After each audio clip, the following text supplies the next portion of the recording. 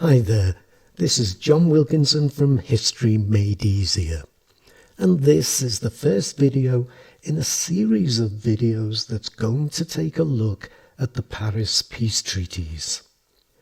Now, in looking at the Paris Peace Treaties, I feel it's really important to go back to the First World War in order to properly understand the context, the mood, the arguments that were raging at the time, and the factors that would shape the decisions as the world's leaders gathered in Versailles just outside Paris to try and make a lasting peace.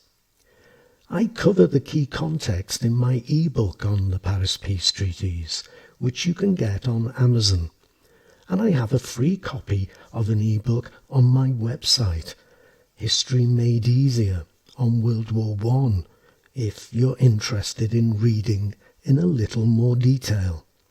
I would strongly recommend that you do read something, for you need to have a sense of whether Germany and Austria-Hungary were rightly blamed for causing the war, as well as how Germany fought the war, in order to be in a position to make a judgment as to whether the treaties were just or not, fair or not, and whether they were good or bad treaties.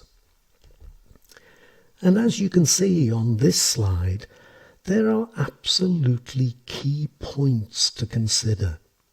Indeed, the whole war experience is so important, as is the often forgotten fact that the Big Three, Clemenceau, Lloyd George and President Wilson, all led democratic countries, for this meant they had to listen to the feelings of their people. So, to the really big issue, German guilt. As you will know, things like wars have both long-term causes and short-term causes, and you may well have covered the causes of World War I and something of the war itself in Form 3 or Year 9. You may have used the acronym MAIN in your studies: militarism, alliances, imperialism and nationalism. And you can use this to measure just where you see German guilt in comparison to other countries. But you also need to look at the events following the assassination of the Archduke Ferdinand, and how Germany, Austria-Hungary, Russia, and also France and Britain all responded to the unfolding crisis. But there is also the way the war was fought. The invasion of Belgium, the killing of Belgian and French civilians, shelling and bombing civilians in British coastal towns, sinking merchant ships, the use of gas, the flooding of French mines as the German troops retreated near the war's end, all things the Germans were guilty of.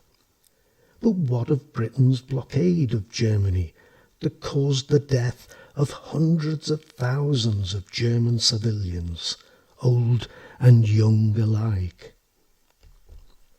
And there's also the general experience of war. Such horrors as man-to-man combat, in which you kill by any means or else you will be killed instead. Or else there were the artillery shells that could blow a man to smithereens, or sniper fire that could kill the man standing next to you, splattering his brains on you. It must have seemed like a living hell. For civilians, there were the shortages of food and other essential goods over more than 4 years of war, whilst all the time worrying about loved ones at the front, and the dread of the telegram that would inform a wife, a mother, a father, that their loved one was dead or missing in action. Again, it must have seemed a living hell.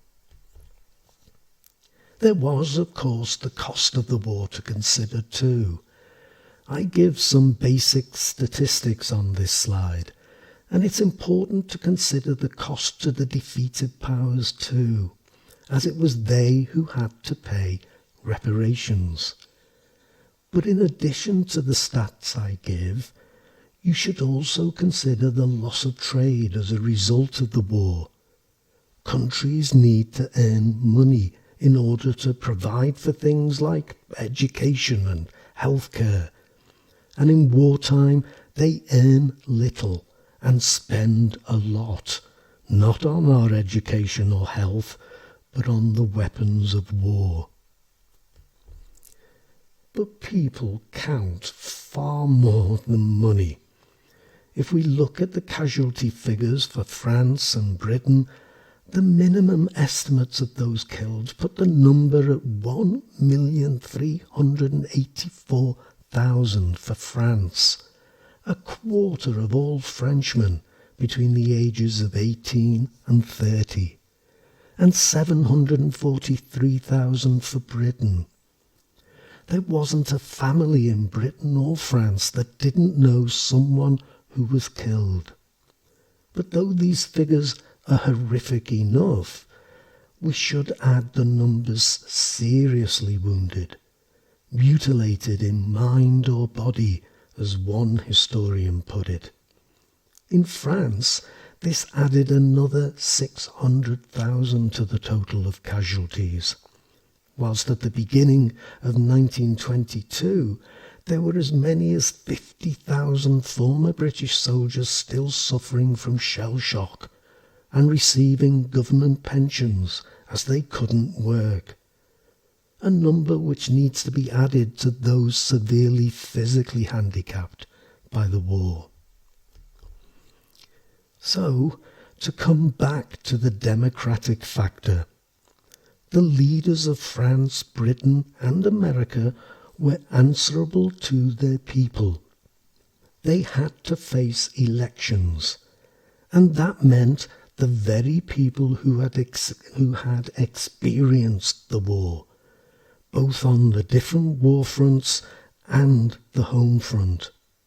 In Britain and France, both the churches and the press, as well as the government, heaped blame, even hatred, on the Germans.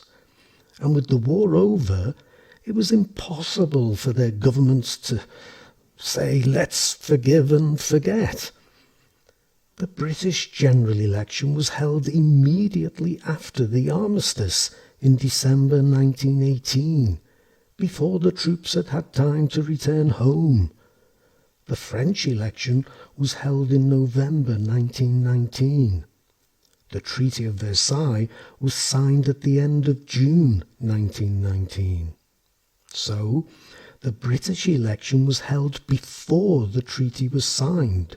Soldiers cast their votes in France where necessary. The French election just after. Both elections were dominated by the experience of the war and by demands to make Germany pay. And voters have to be listened to if politicians want to be elected. Lloyd George had promised as much, and Clemenceau too. Now I will forever harp on about the importance of context, and any proper study of the Paris Peace Conference demands an understanding of its context. That is why I urge you to read about both the causes of World War I and the nature of the war, even if it's not a topic you study on your course. You need to reach your own conclusion as to whether it was fair to heap all the blame of the war on Germany and Austria-Hungary. You don't need notes, certainly not many, but you do need to make yourself aware of the all-important context. I do thank you for listening. Don't forget to check out my website, History Made Easier, And if you really intend to aim high, you might want to think about buying my ebooks too. But for now, cheers.